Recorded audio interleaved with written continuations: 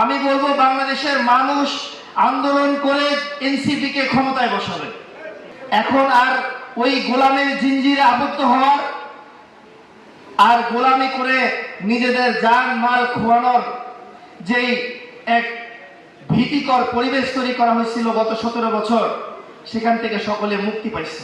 আমরা যদি চাই যে আমরা আগামী 1 মাসের মধ্যে 20 জন করে মানুষের কাছে আমরা জন আকাঙ্ক্ষা জাতীয় নাগরিক পার্টির দাওয়াত পৌঁছাবো, তাহলে আগামী 1 মাসের মধ্যে এটা 20,000-এ পরিণত হবে।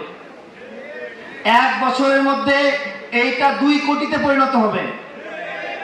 আর যখন জাতীয় নাগরিক পার্টি ক্ষমতায় আসবে, তখন বাংলাদেশের আপামর জনসাধারণের একটাই দাবি হবে, সেটা হলো আমাদের জবান জাতীয় নাগরিক পার্টি। তো আমাদের ক্ষমতার মসনদে থাকার একমাত্র অধিকারও জাতীয় নাগরিক পার্টি।